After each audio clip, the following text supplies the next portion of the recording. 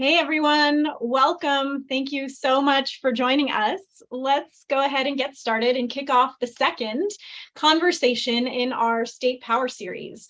I'm Gabby Goldstein, co-founder at Sister District, and I'm thrilled to be in partnership with my co-moderator, Shaniqua McClendon from Vote Save America and Crooked Media to convene these critically important conversations about the growing importance of state legislatures, state power, and really have a space to think about how progressives can collectively understand both the threats to our democracy and our civil rights that conservative state legislatures are posing in this moment, but also importantly, to build a positive vision of state power and really commit to building that power permanently.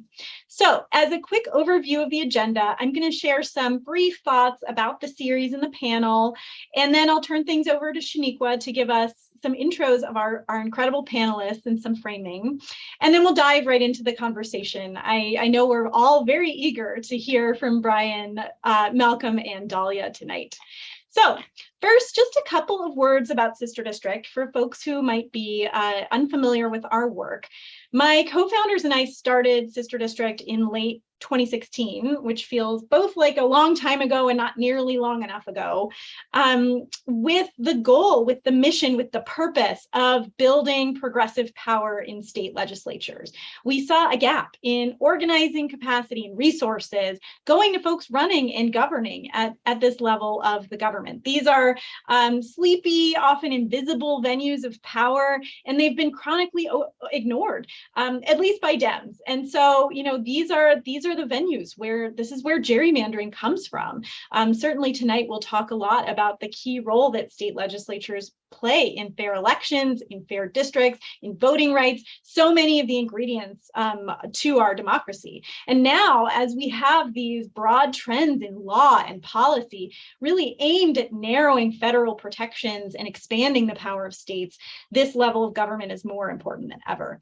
So this conversation is meant to inform us, to help us understand where things stand now, and critically provide calls to action for what we can all do to build state power. And that means joining us at Vote Save and Sister District to join arms and do a little in this midterm year to build state power. Remember, whoever we elect to state legislatures this year will be in office during that critical post-2024 election period. This is really our last chance to change the composition of state legislatures ahead of that critical post-2024 election period.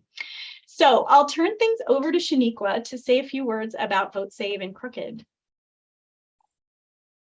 I'm on mute. Hi, everyone. Thank you again for joining us. I won't speak too long. I think Gabby really covered everything that we plan on discussing here and why we're here today. But my name is Shaniqua McClendon. I am the Vice President of Politics at Crooked Media. I run our Vote Save America program, and I think you all probably, most of you all are familiar with it, but you know, Crooked got started in 2017, largely due to kind of dissatisfaction with the way that the political news media was covering the 2016, or did cover the 2016 election.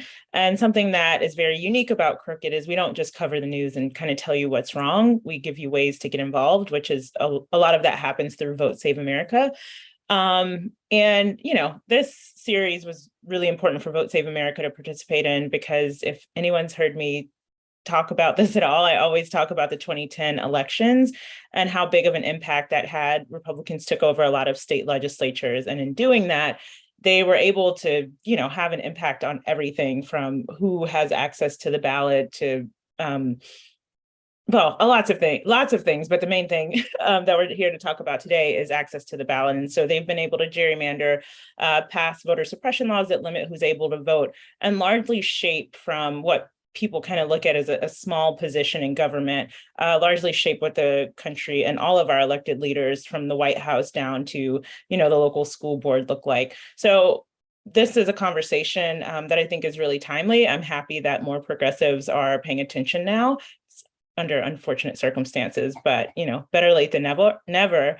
And I hope that you all will enjoy the conversation today. I'm going to now introduce our three panelists. First is Brian Beutler, who's my coworker here at Crooked. He is our editor-in-chief at Crooked Media. and also the host of the podcast Positively Dreadful. He was a senior congressional reporter for the news site Talking Points Memo for 5 years, where he covered all major reforms of the Obama era, the conservative backlash that ultimately gave rise to Donald Trump. He was formerly a columnist at Salon and senior editor at The New Republic, where he wrote a daily column and hosted the podcast Primary Concerns. Our next panelist is Representative Malcolm Kenyatta. He is a Pennsylvania state representative for the 181st Legislative District. He serves as vice chair of the Philadelphia delegation, is a member of the governor's task force on suicide prevention, and on the host committee and on a host of committee leadership positions. As the first openly LGBTQ plus person of color and one of the youngest members to the Pennsylvania General Assembly, he's deeply committed to creating an equitable and inclusive society. He's championed proposals to address generational poverty, raise the minimum wage, protect workers' rights, and increase access to the mental health care system, stem the rise of gun violence, and protect our digital infrastructure. In 2022, he became the first openly LGBTQ man of color to run for the US Senate in American history. And finally, we have, Dahlia Lithwick. She's a senior editor at Slate, where she has written her Supreme Court dispatches and jurisprudence columns since 1999. Her work has also appeared in the New York Times, Harper's, The New Yorker, The Washington Post, The New Republic, and Commentary, among other places. She's also the host of Amicus, Slate's award-winning biweekly podcast about the law and Supreme Court. And is it Amicus? Amicus just comes out so easily, and then I remember that's not how you say it. But those are our panelists. And for all of you all watching on YouTube, there is closed captioning enabled over there. But yeah, with that, we can get started, and I'll pass it back over to Gabby. Awesome. Yeah. So, I mean, this panel is more timely by the day, unfortunately, as Shaniqua said. Unfortunate circumstances have brought us to this moment together.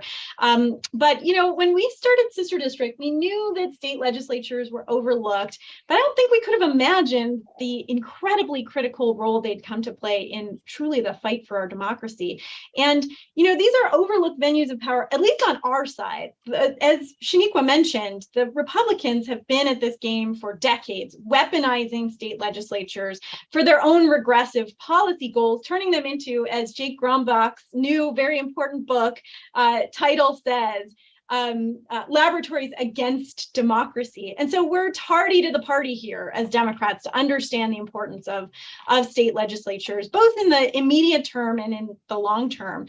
And certainly over the past several months, the Republicans have really shown us their playbook for 2022 and 24. It's in part, at least, using unearned legislative majorities in state legislatures to pass laws, expanding the legislature's power over election administration, all the rest, and sowing seeds of mistrust in elections, which is also a really critical part of the strategy. As we've seen, big liars are running and winning in state legislative primaries all over the country, and so democracy is really on the line this year. So at a broad level, we know that Republicans are engaged in these election subversion efforts ahead of this year's midterms and the 24 elections, especially in battleground states like Pennsylvania, as we'll hear from Malcolm, and Arizona, Georgia, Wisconsin. And, these states and the Republicans in these states seem to have just really taken a page out of Trump's playbook, as certainly the January 6th hearings have shown us all, and are really trying to use their power to alter, to change, to orchestrate election outcomes. Brian, I'm curious, what your perspective is, what the substance is of these plans, and what we're seeing on the ground in terms of the current state of play. Sure, and thank you for inviting me on. I think of the state level Republican subversion plans as existing in kind of three categories. The first is more recognizable, I think, to people watching. It's increasingly brazen these days, but it's what we were talking about a few minutes ago, voter suppression efforts. And these are, unfortunately, I think, pretty well locked in now. It's partisan and racial gerrymandering. It's bills like SB 90 in Florida, and So that entails getting rid of voting drop boxes and making absentee voting more onerous than it already was. It's intimidation tactics, like there was another Florida bill, I think it's SB 524, which Ron DeSantis just took it for a sort of test drive where his administration cleared a couple dozen people, formerly prisoners, to vote, and then charged them for voting illegally. So that flavor of reform is happening in states across the country. It's like sort of like Coke classic of GOP election subversion. And the idea is to sort of rig the rules in the way that Republicans think will advantage their voters and throw hurdles in front of Democratic voters in the hope that in a close election, it'll throw the election to themselves. And bills like the Florida bills I described have become law in Georgia, Texas, and elsewhere. Republicans are locked into a significant gerrymandering advantage, in part in places like Ohio, by simply defying court orders to adopt fairer maps. After that, there's a sort of more novel approach of trying to get authoritarian Trump loyalists elected to offices that have what should be sort of ministerial authority over vote counting and certifying. Doug Mastriano in Malcolm's home state is sort of the poster boy here, but there are tons of them. And the good news is that in many places, I think these are pretty weak and vulnerable candidates, and they can just be beaten in November, so that they're not in power in 2024. The bad news is that Trump got lots of them nominated across the country. Some of them in places where they're going to run essentially unopposed or entirely unopposed, in places where Democrats just aren't competitive, and those people will gain power in November or after November. And then the final prong stems from a Supreme Court case called Moore v. Harper, which I think Malcolm and Dahlia will have more erudite things to say than I will. But I think the idea is that Republicans have asked the Supreme Court to adopt the Independent State Legislature theory, which holds that state legislatures have basically unreviewable plenary authority over how election rules just in general. And if they win, depending on how they win, it'll give all states, but particularly these heavily gerrymandered swing states, immense power to rig elections in all kinds of ways.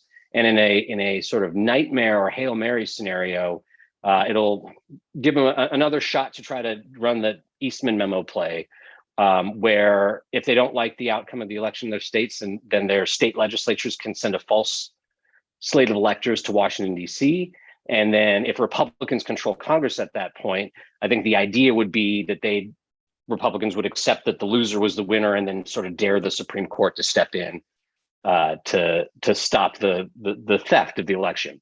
So you can those are the three categories, and you can see how they all tie together. The goal number one is to pass these partisan voting rules in the hope that Republicans can just win on the first initial count.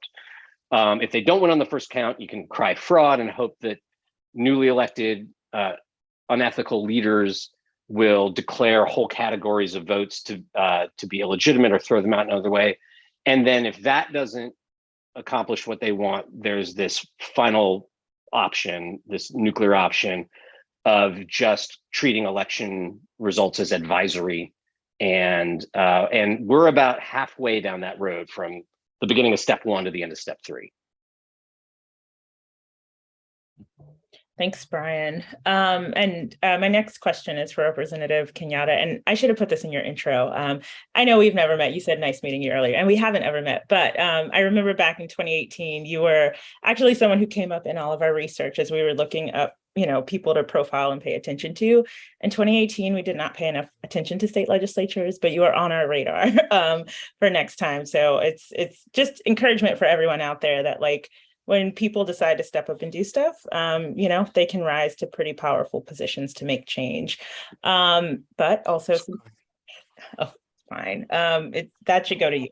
But the other side of that is really bad people can step up to power and make really bad change. And this next question is for you because, as we've seen with the election subversion efforts, Pennsylvania was actually a state that was pretty central to those efforts in 2020.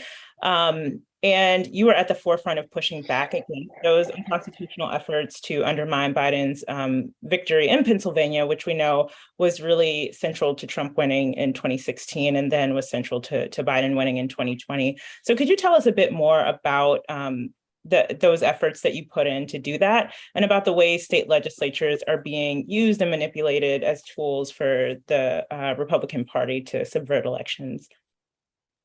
Yeah, so first of all, I am excited as hell to be with you all tonight. Really incredible folks on this panel. And I thought Brian did such a great job of laying out the play that they're trying to run here. And as I joke, but I really do mean this, we here in Pennsylvania, I think we would love an election that wasn't so existential. It feels like every election here, the entire eyes of the world are looking at what's happening in Pennsylvania. And when they're trying to run a play like the three-part thing that Brian just laid out, we're one of the states that they always go to attempt these things, in part because of how critical we are to what happens with the presidential election. Who wins Pennsylvania in almost all cases ends up being the president of the United States. And so we've seen all three of those buckets deployed here. But I want to throw out three numbers. First is 30. That is the number of years that Republicans have been in control of the state legislature. And I think that there are huge portions of people here in the Commonwealth and certainly nationwide who started paying attention to Pennsylvania because Trump just can't get enough of us. We wish he didn't have such a crush on us, but he's going to be here in a couple of days. We wish he would not come. But for folks who've just tuned in, 30 is a long time, and they have used that legislative majority, even despite not having the governor's mansion. They've used it to try to do some pretty insidious things. Shaniqua alluded to the fact that I found myself really at the center of, one of the prongs of a conspiracy to throw out people's votes and to replace their judgment with the judgment of Pennsylvania voters. And they tried to do a number of things. First, they tried to do this thing called the Election Integrity Committee. And you can just kind of know that whatever Republicans call something, it does the exact opposite of that. So it was not about integrity, but what it was about was bastardizing our rightful and serious oversight role as the legislative body to try to do a couple of things: to subpoena ballots as people are casting their ballots. They wanted to subpoena them, which is insane. They wanted to impound voting machines. And probably most dangerous, especially as we hear folks like Lindsey Graham talk about civil war, and you see more and more this authoritarian fascist thing that's bubbling up, where January 6th proved they're willing to use violence. They also wanted to actually have our state police and our sergeant at arms go physically compel our elections officials to come before sham hearings. And I was in that room, in that state committee hearing where they were doing this. And what I recognize, and Brian touched on this, they're not trying to throw out everybody's votes, and we need to be clear about that. They're trying to throw out votes of very specific folks. Votes from people from communities like mine in North Philly that I represent, people who look like me, young people, folks who they do not believe are going to support their agenda. And I think that as we think about the threats to democracy, we need to understand that these threats exist because these folks have a really unpopular agenda that they're never going to be able to advance by actually doing things that resonate with most of the American people. And so what they want to do is shut us up. And so the Election Integrity Committee was one example. We could go on and on and on about the letters that they signed to ask folks to object to Pennsylvania's electors on January 6th. We can talk about the things that they have done that I call artisanal voter suppression, where now they've taken all these bad ideas and they just try to call them something else, try to pretend that they're not getting rid of drop boxes. They're just making the requirements so onerous that no county could have them. They're not actually going to get rid of mail-in voting, but they're just going to make it so difficult. I think they want you to get 2 doctor's notes before you can get a mail-in ballot. And so those are the types of things that we've been up against. But then there are two other numbers that I just want to throw out quickly. The number 24, that's the number of Republicans who are resigning from the House this year, which puts us in a position to actually flip some seats. We have some folks running who won't have the power of the incumbency, and we have incredibly strong Democratic candidates who we can be proud as hell to donate to postcard for, to tell people to vote for, even if we're out of state and want to call in to help. And then the final number is 12, because that is how many seats we need to flip to be in control of the legislature. And that is not, it just doesn't get more important than this year because of the constitutional amendment that they're trying to pass, which also touches on voting. And I'm sure we can talk about that a little bit later, but I'll stop there. Yeah, absolutely. And Malcolm, you're so right that these are deeply unpopular policies that Republicans are pushing, similarly with abortion, as we've seen. But gerrymandering and voter suppression keeps them insulated from what the voters actually want. And Brian, I really liked your ontology there. I might suggest a fourth prong, which is the idea wars. And certainly these are unpopular ideas, but Republicans have always also pushed through academics and through thought leaders, their beachhead strategy. Jane Mayer's written a lot about that in the academy, but trying to introduce concepts and normalize concepts that seem shocking, but over time seem less shocking. And they're also engaged in, I would argue, a fourth prong is this idea war, where they're introducing concepts through messaging legislation around election administration, for instance, that have no real chance of passing, audits in places like Wisconsin, et cetera, really trying to normalize these concepts and prepare people for, you have to hear a brand 7 times before you'll buy it, sort of thing. So that's just, I would submit, maybe a fourth prong, or maybe it's part of your 3 prongs. Do you want to respond to that for just like 5 seconds? And then I'm going to move into the next question. Well, I think that Republicans are just way ahead of Democrats in the propaganda wars on a number of fronts, including sowing doubt about elections in order to juice their own turnout, depress Democratic turnout. But they deploy information or misinformation or disinformation to sort of skew the landscape and pervert debate so that they're not happening on real terms across all issues, and specifically about the mechanics of how an election might be subverted, where sort of a tangible victory can be turned into a defeat. The way they try to sow doubt about elections, the audits, the things like that, those don't in and of themselves contribute to how you turn a loss into a victory, or the other way around. They're an important part of their toolbook for advancing a bunch of unpopular ideas along a lot of fronts, and for creating pretexts to pass legislation that really would interfere with a free and fair election. But in and of themselves, they can be sort of combated with sort of louder and more honest messaging.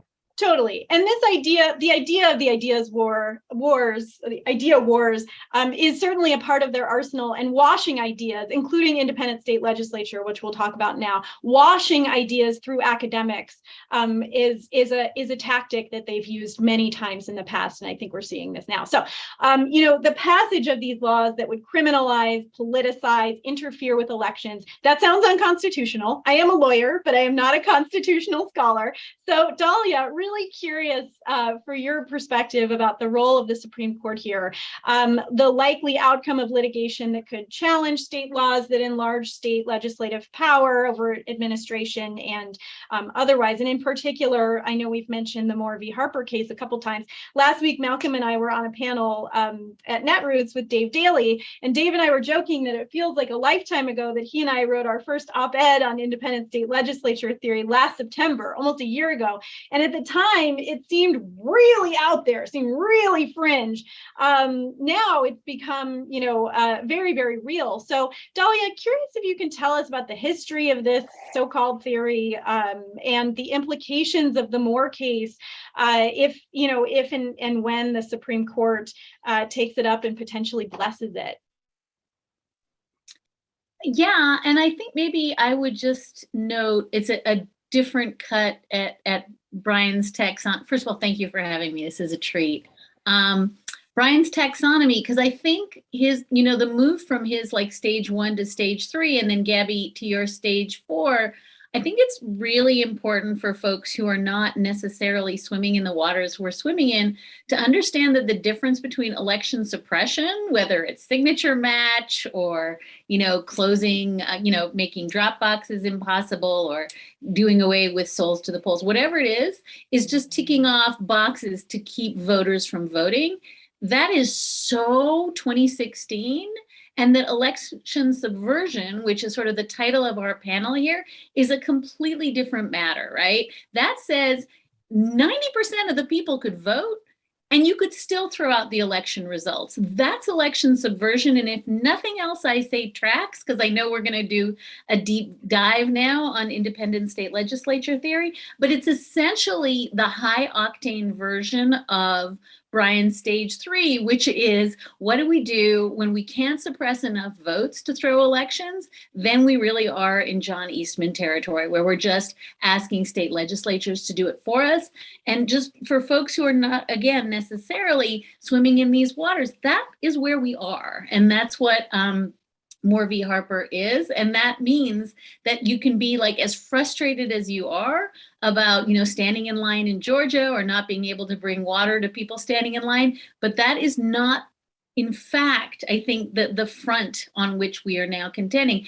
This really is, I think, to use Malcolm's words, existential. So just very quickly, the Independent State Legislature doctrine, and to be very clear, Gabby's written about this so eloquently, but this was a crackpot idea that did not command 4 votes in Bush v. Gore. This was 3 people in Bush v. Gore signed on to a Justice Rehnquist opinion that should have gone into the sort of absolute sewer of history, because Bush v. Gore wasn't supposed to stand for anything going forward. And yet somehow this, minority opinion now stands for the proposition that state legislatures have almost uncheckable authority to determine how election policy goes.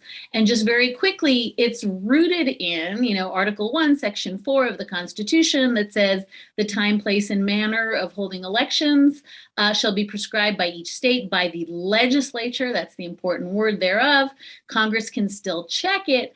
And folks who are proponents of this theory, who lean very hard on this, again, never again cited Rehnquist's theory of, state power, now assert that courts cannot be allowed to intervene in how state legislatures run election. And that runs the gamut from drawing political lines, setting up gerrymanders, but also the constitutionality of state election laws, including state constitutional election laws or laws that are passed by ballot initiative. And that, this is a case that comes up from North Carolina.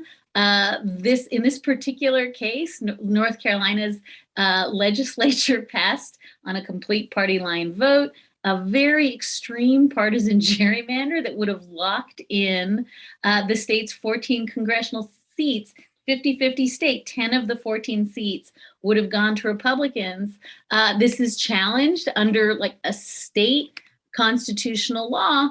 And when the map gets redrawn, the North Carolina Republicans appeal that decision and invoke this independent state legislature doctrine, essentially claiming that state courts have no jurisdiction to intervene in this election at all. The Supreme Court kind of paused it in March. We now know that Justices Alito, Gorsuch, Thomas, and to a lesser degree, Justice Kavanaugh were interested in docketing it, and it has been docketed for this fall. I guess I would just say this: the most benign version of this, and we have 4 votes to grant cert, so we don't know that there are 5 votes to bless this. The most benign version of what could happen is the legislators are free to violate state constitutions. State courts cannot stop them. In the extreme version of this, and this is why I think Brian was talking about John Eastman, legislatures cannot even delegate authority to elections officials, to governors, to secretaries of states. State constitutional bans on gerrymandering in the states that ban them would go away. In some sense, this really is when Donald Trump is on the phone saying to Brad Raffensperger, throw out this slate of electors in Georgia and just make a fake one. This blesses that in its most extreme iteration. And so when we talk about, conversations we used to have in the good old days about signature match, this is so different from that because this is exponential and also existential. It literally confers upon state legislatures uncheckable power to do whatever they want in election administration. Thank you. Whenever North Carolina is brought up, I have to say that I'm from there, and you are right. It is a mess down there. We did a series looking at some of the election fraud in 2019, and I thought that stealing ballots was as bad as it could get in North Carolina, but I guess it can get worse. My next question is for Brian. We've seen a lot of conversation around like how we got here, and I'd be interested to know what you think about how we got here and what factors led us to this moment, be it gerrymandering, the imbalance between progressives and conservatives and investing in state legislatures, or just kind of all of the set of circumstances that found us here today, where we're kind of behind and really suffering the consequences for it. Yeah, so that's a fiasco with many fathers. I think if you wanted to take a really charitable view of how the broad left has responded to these threats, you could say that a lot of it really was sort of contingent and random, and just circumstances led us to this point, and many of them were out of our control or out of human control. And I guess the rejoinder to that is that I think Republicans kind of get that history is contingent too, and they just try to position themselves to be on the leading edge when events change and they have an opportunity to seize power or whatever it is, and they take it. And I think that's where the imbalance lies. Dahlia mentioned Bush v. Gore. I think I'd personally start the clock around there. We've been stuck in a kind of state of pseudo-legitimacy since then, but that ruling gave the right proof of concept that politics is really more about power than law or reason or persuasion, and they can claim power even when the public doesn't want them to be in power if they align themselves just right. And things break in such a way, and they happen to control the court at that moment. And also, the election is coming down to Florida, where the candidate's brother is governor. Anyway, so it teaches them that. It also George W. Bush got to appoint 2 justices to the Supreme Court after he became president, thanks to the Bush v. Gore ruling. So already, like, you see that they're off to the races, and also they've started to lock in the Supreme Court. I think the 2010 midterms were sort of like a final off ramp from the Bush v. Gore era, and those midterms did not go very well. And I think that you can chalk some of that up to randomness, some of it up to governing choices by Democrats in power. I think there was like a sense of triumphalism after having won huge victories in 2006 and 2008 about the sort of inevitability of their majorities. And that made them a bit unwilling to fight like freedom might just be one election away from extinction. And so after that election, that was sort of the rest of the decade was lost at that point. That's why we have these democracy-ending gerrymanders in Wisconsin and North Carolina and elsewhere. A similar thing to 2010 happened in 2014. That was the election that gave Mitch McConnell the power to do what he did to Merrick Garland after Antonin Scalia died. Shortly before 2014, I think Ruth Bader Ginsburg's decision not to retire when Obama still had a Senate majority was a big and foreseeable mistake. And then there's Trump. Right. on the other half of the ledger, you have Republicans, and Trump very rapidly catalyzed the GOP's transformation into a, I guess we say semi-fascist party, but basically making election lies and the theft of elections the price Republicans have to pay to get his endorsement. But even before Trump was a candidate, Republican lawmakers here, and they're mostly pretty fringy right-wing ones, had designs. They would occasionally openly talk about this idea of kind of gerrymandering the Electoral College. They wanted to take their already gerrymandered swing states and allocate electors from those swing states by districts. So in an election like 2012 or in 2020, Democrats might win the popular vote and the Electoral College under the rules we have in place now, but under the rules that they were thinking about, Joe Biden wins the national popular vote by several million, but Pennsylvania nevertheless gives 10 electoral votes or some such to Donald Trump. And something similar would happen in Wisconsin and Michigan. And slowly but surely you could see how that would flip the results of an election that was much less close than Bush v. Gore in Florida. Trump comes onto the scene and sort of pulls the party straight past that very technical step towards just saying, why don't you just say we control the Pennsylvania legislature, and thus the person we want to be president gets our electoral votes whether he wins or not. I think, that brings us to today-ish. The proper and I think ethical remedy for these developments is more democracy. And that's, I think, what's still missing. I think people's eyes are very open now, but the sort of power and sheer numbers of legislators that and politicians that Democrats would need to do something about it don't really exist. And this is not principally, I don't think, a state legislature problem, a Democratic state legislature problem.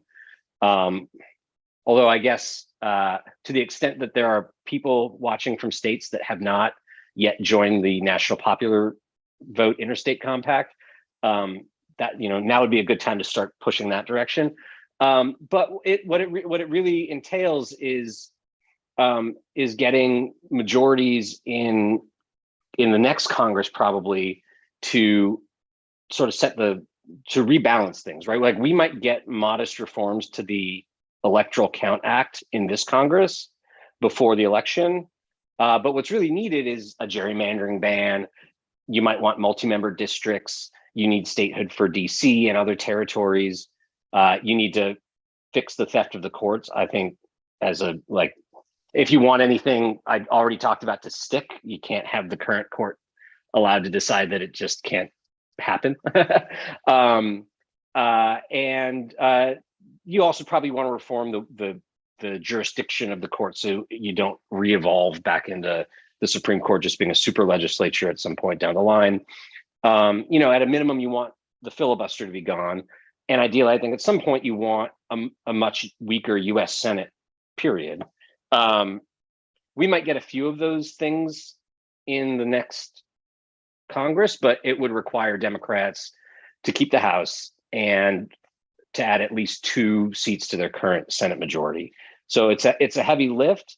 But if we don't want to be back here a decade from now having the same conversation about what went wrong to bring us to this point, that's the kind of thing that needs to happen in the next first 2 months, and then with the rechristened majorities if Democrats are lucky enough to get them. I would add just one thing to that.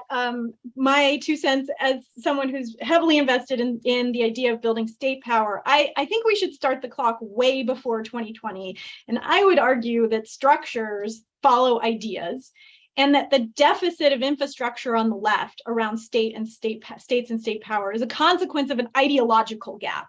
Progressives just don't like the idea of state power. We think of federalism quite negatively. Progressives love Hamilton, right? But we have no resonant connection to the idea of state power. In fact, we think state power is inferior to federal power. We've heavily overinvested in federal strategies and solutions and infrastructure. Whereas, of course, on the right, the idea of state power is core to their political ideology, right? And so I think that the idea wars matter still here, and we have not participated in the marketplace of ideas around federalism ever, ever as progressives. So we're in this hole in part, I would argue, because we don't have a project around progressive federalism. We have no conception of why state power could be good and resonant and meaningful. And that's something that we desperately have to turn around, not just because as a matter of political expediency because of what's going on at the federal level, but because states are actually truly places where progressive vision of this country can be found. And we'll talk a little bit about that in a second. But I want to go back to Pennsylvania for a second. Malcolm, we've seen just recently, since the primaries, 3 counties have refused to certify their results. And that's been ongoing. Can you tell us about this certification issue and what it might portend for this this fall and in general? And also just curious for your thoughts in more generally, what we can learn from Pennsylvania, what we need to do to protect our democracy in this year's elections and as we look to 2024. Yeah, and Gabby, you rightfully hone in on one of the root cause issues to where we find ourselves, but I would expand that to say that I don't know if we always are even focused beyond the state to very local elections. And when we think about the certification issue, that really was an issue that just bubbled up because of some decisions that were made in local elections and people that were elected to control the machinery of our elections. And, you think about these jobs, and as critical as they were kind of boring. Nobody was thinking about their county commissioner, right? Because they counted the votes. They all had, beliefs, but it was routine for Democratic and Republican commissioners to certify the election across party lines.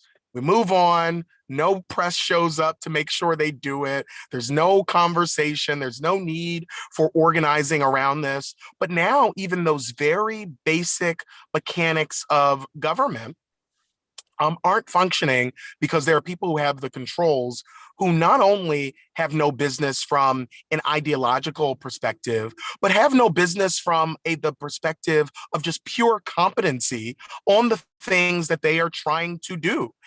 So when I think about, when you talk about independent state legislative theory or some of these other things that we've discussed tonight, I often think about my karaoke metaphor for people who run for office. I have colleagues right now who think very highly of themselves already, and the idea that the Supreme Court would make their decisions unreviewable. I mean, you don't want to walk around Harrisburg if my colleagues can have make unreviewable, decisions. And I think, frankly, if you're going to have something like the state legislative theory move forward, at its core, it invalidates the ideas of state constitutions in the first place, because legislatures only exist by virtue of state constitutions, which brought them into existence. And so if we don't have to listen to the Constitution for elections things, then there are various other issues in which the courts can be ignored. And in Pennsylvania, that is a very real undercurrent in the conservative movement here. There was a really aggressive push to take our Supreme Courts from statewide elections to district-based elections. And so when Brian was talking about we'll have electors by congressional district, they wanted to do something similar with our Supreme Court. And because of the way our state is drawn up congressionally, Republicans have an advantage in the map, even in the iteration right now, which is less gerrymandered, but still problematic in terms of Republicans holding a majority of our congressional delegation. And so in Pennsylvania, you see a lot of these ideas testing the water on these ideas, testing the water on, ignoring the court when it makes a judgment and then impeaching justices. Literally, we had members, one of whom just ran for lieutenant governor, a longtime member of the state government committee with me, Russ Diamond, who basically said we should impeach justices when they rule against the legislature and introduced articles of impeachment. And in Pennsylvania, we have a unique situation, a little bit unique unique as it relates to other battleground states like Arizona or Georgia, where the governor appoints our Secretary of State. There is not a separate election. Doug Mastriano has made it clear that if he is in charge, he will appoint a Secretary of State who will, again, engage in the type of artisanal subversion and suppression that we've seen, where he won't invalidate all voting machines, but he's made it clear he would invalidate just enough of the voting machines in certain communities to try to get the result that he wants, or move down the path of what we saw with Eastman. Doug was the Pennsylvania point person for Trump's plan to invalidate the election by any means necessary. And I mentioned before, sort of previewed it, and I'll say it very quickly, of what they're trying to do with the Constitution. Because we have had Democratic control of the governor's mansion for many years, you have people who maybe are even focused at the state level who say, well, you'll be fine, you have a Democratic governor. They'll veto anything that's bad. But we have a unique constitutional amendment process that reflects sort of what you saw in Kansas. To change the Constitution in Pennsylvania, the legislature alone is involved in that. The governor cannot veto it. A bill has to pass, or a resolution has to pass in 2 successive legislatures. And so they have passed in the dead of night. Okay, it was like 11 o'clock at night. And Pennsylvania has an issue with like a previous issue with like elected officials doing stuff in the middle of the night that voters didn't like. And so we have rules, House rules and Senate rules that say we can't do any business after 11 o'clock because of that previous history. They threw those rules out to advance a number of constitutional amendments, 2 of which relate directly to voting. The first is about abortion, and I feel like that got a lot of the national attention. Myself and Representative Joanna McClinton had remarks that went viral, and they shut us up from even trying to talk about what they were doing on that. But there are 2 other parts of this that relate to the election. One is really restrictive voter ID. The Supreme Court in Pennsylvania rejected voter ID as it was unconstitutional to our state constitution. And so Russ Diamond said, well, if the Supreme Court says it's unconstitutional and we put it in the Constitution, then it's thereby constitutional. And so that's their end run around that. The second thing that they want to do is to expand this idea of these sham audits. There is a guy who should be famous, who many people don't know. He is our current Auditor General. His name is Tim DeFore. Tim DeFore is completely bought and paid for by an organization called the Commonwealth Foundation. Google them. They are as awful as you think they are. They are responsible for about 75% of all of his campaign donations. When he got elected, he came before my committee, and Republicans were like, Tim should be in charge of auditing the election. Tim's a good, fair guy. We'll put him in charge of saying whether or not the election was free and fair. Tim DeFore, to this day, refuses to say whether or not he thought the last election was free and fair. He believes that his election on a statewide ballot was fair, but that somehow Joe Biden's election on that same ballot is somehow nefarious. And so they want to put that profile and courage, okay, in charge of auditing all future elections. And if they win the state house again in November, they will be able to do it. And they have the ability to put this on the ballot and present it to voters whenever they want. It doesn't go up immediately. They do it whenever they feel like the political environment is advantageous for them to do it. Thank you, Representative. And we're coming up on time, so we have a couple more questions left. I have one for Dahlia, and then we have one final one for everyone. But Dahlia, this is, as we've seen, it's taken us a long time to get here.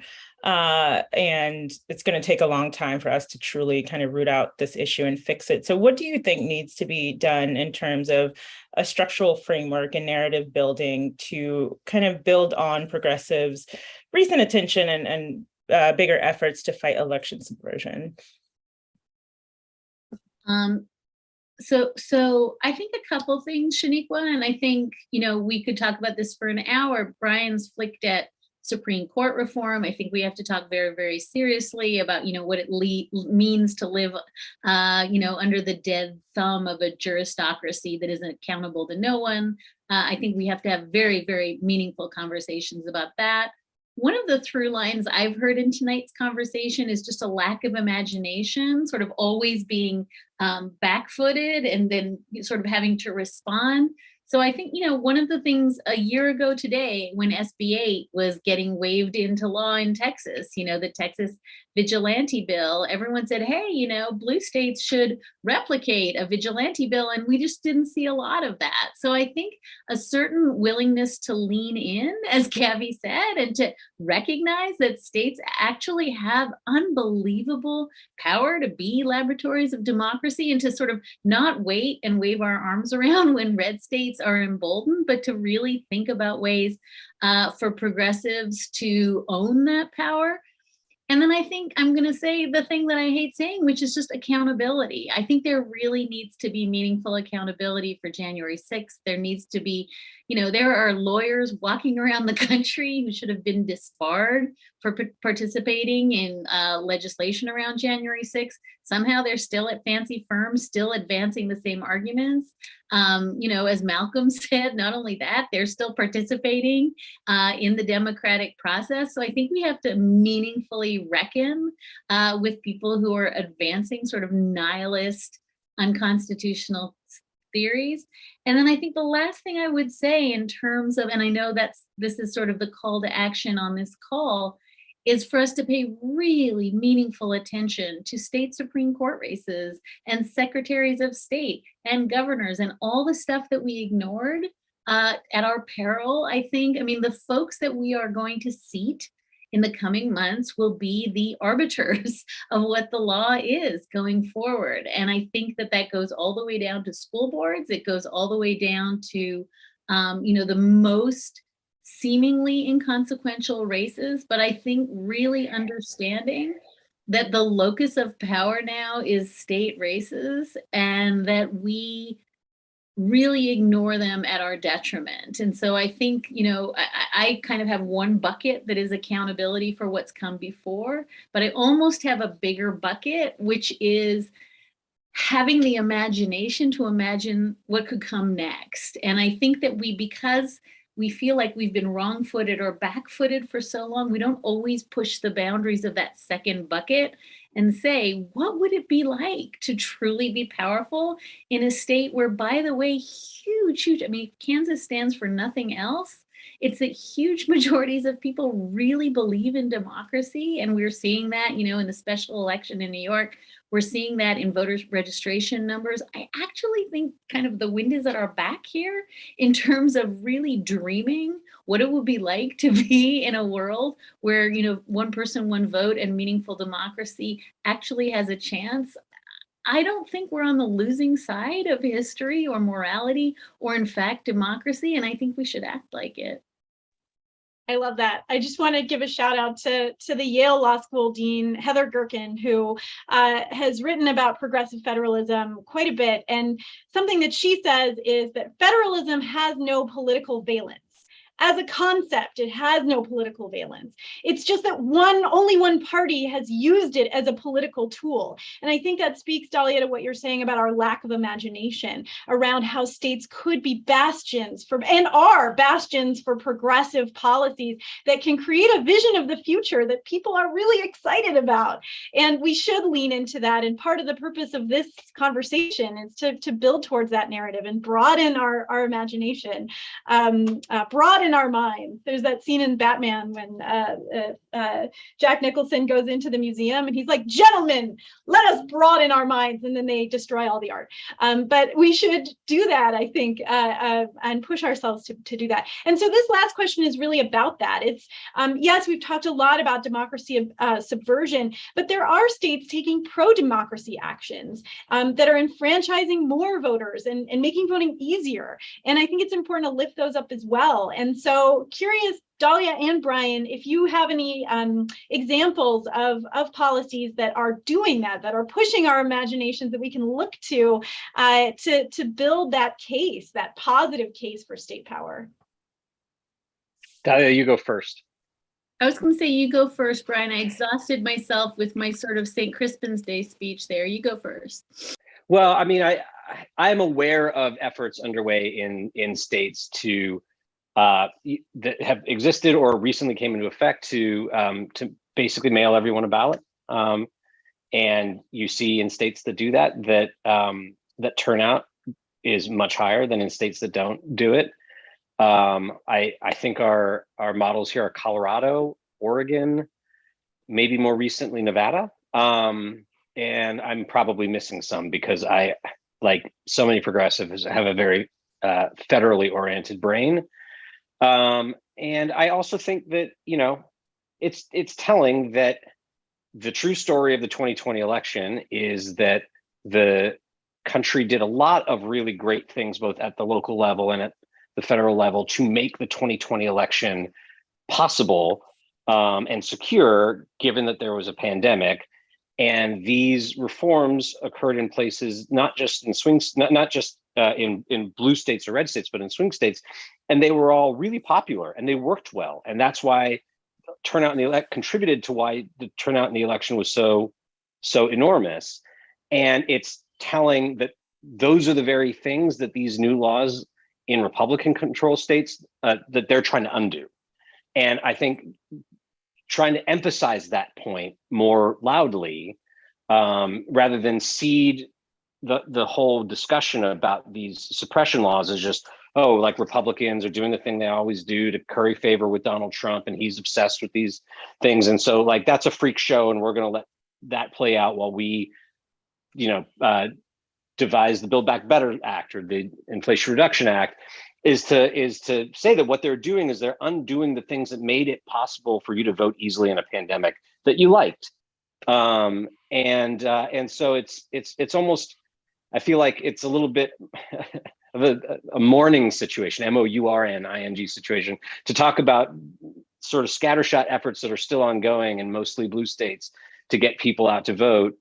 When the real story is that a lot of that went into effect during the pandemic, and Republicans have been on a mission for the last year and a half to roll as much of that back as possible.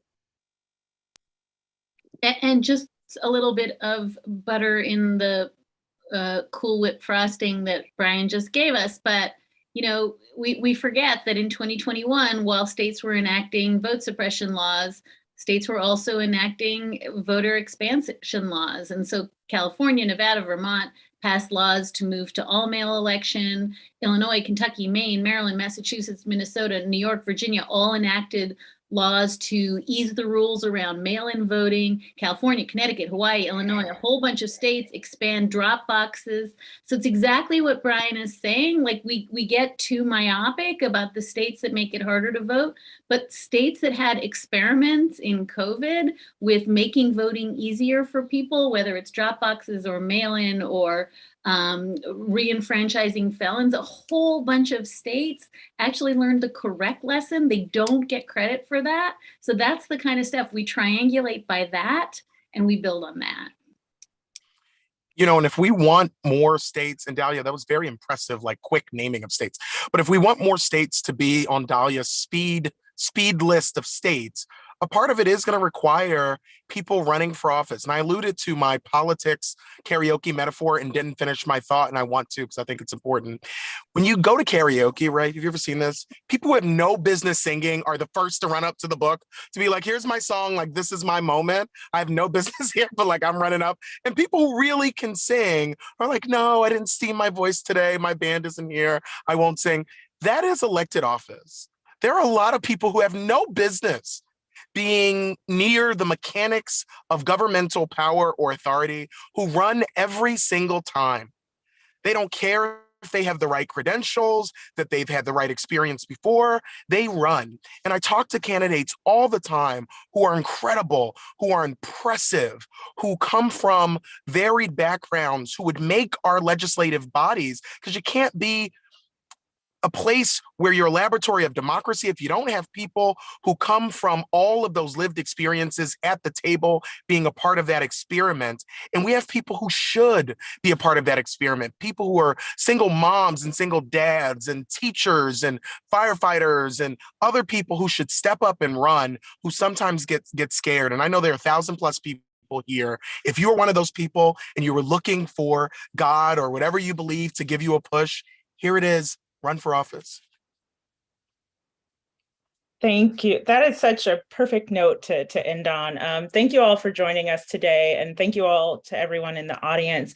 So we can't end this without providing you with a concrete action for everyone to take.